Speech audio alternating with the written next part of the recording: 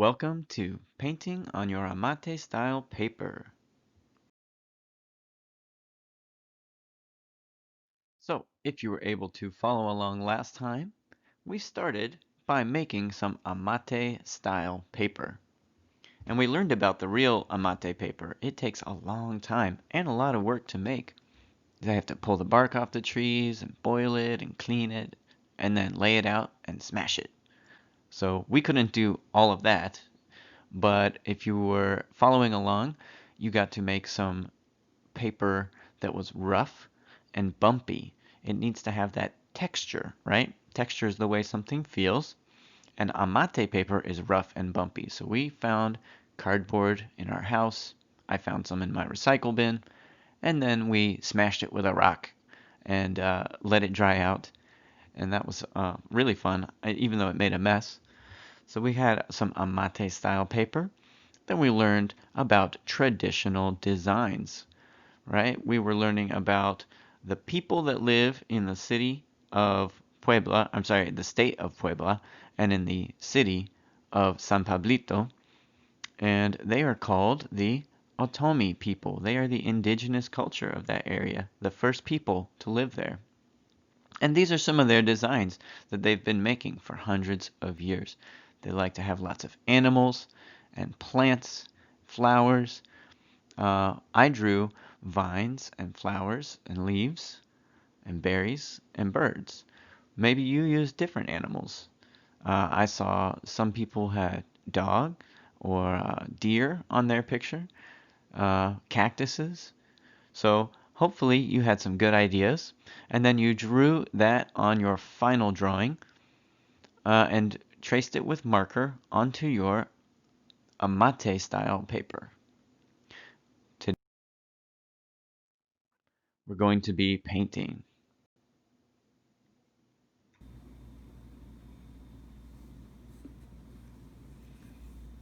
So this is the kind of paint that I think is best for this project, tempera paint, because it will wash out of your clothes if you get it on your shirt or your pants or something.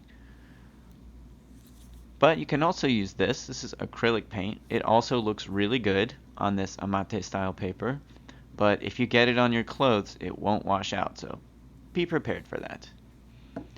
Next, I'm going to put my colors on my tray. A nice plastic tray will do.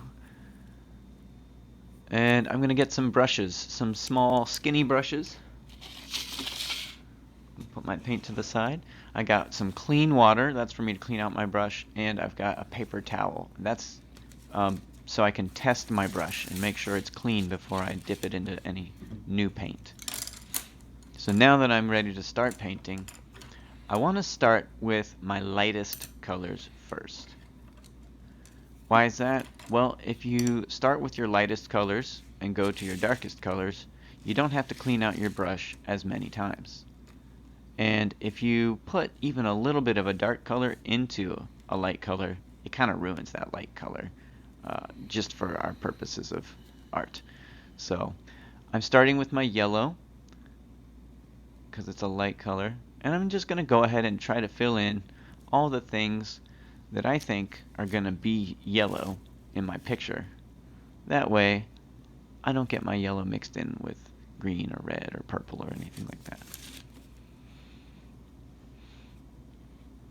When I lay my paint down, I get some on the brush, and then I just spread it around. You don't have to have a lot of paint on your brush, because most of the job of the brush is just to spread the paint around on the paper.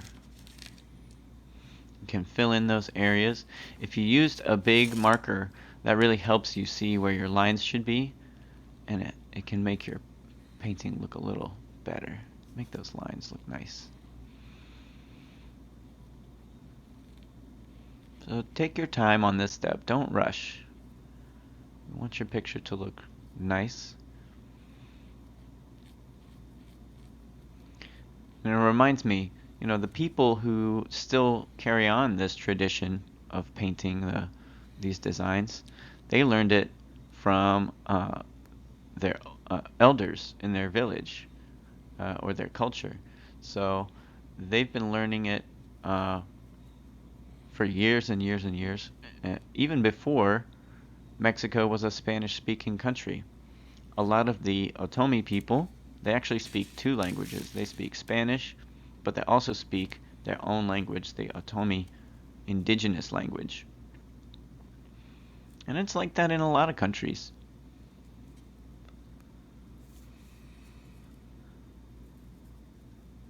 Here we go. Almost done with the yellow. So, make sure you go a little at a time.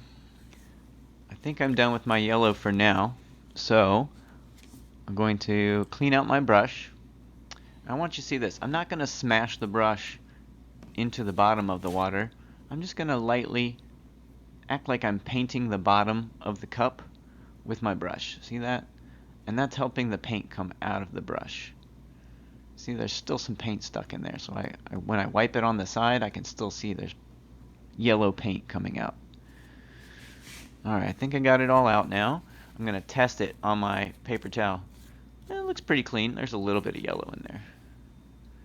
So, when your brush is pretty clean, then you can move on to your next darkest color. I went with green, and I've actually got two colors of green here, because if you look at a plant, sometimes it has light green and dark green on it, so I have two greens. I'm just going around filling in colors. Here's my other green. When you switch colors, you will need to clean out your brush. But like I said, if you go from lighter colors to darker colors, you don't have to clean your brush as much or as often. I finished up some of my pink, some reds and oranges. Now I'm finishing up purples, pretty much my darkest color.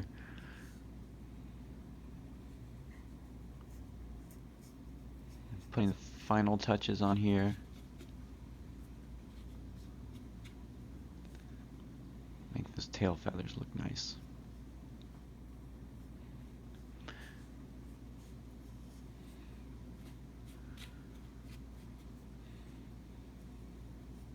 So when you're doing this, you're following in a tradition, right? You're using the same lines, the same brush strokes as people have been using for hundreds of years. I think that's pretty cool to follow in a tradition. Even though it's not the tradition of my ancestors, I still appreciate it a lot. I like this type of art, and it taught me a lot.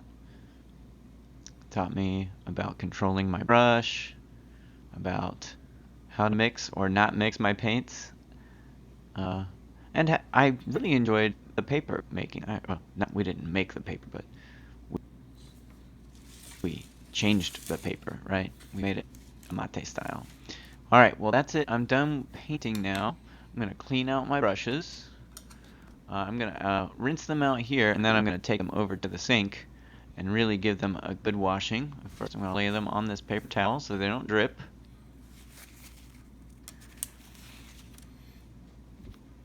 And there we go. That is my painting. So it's ready to go on a gallery wall whenever it's dry. I hope you enjoyed it and came up with something good. I added a few finishing touches. You can see here I added some dots.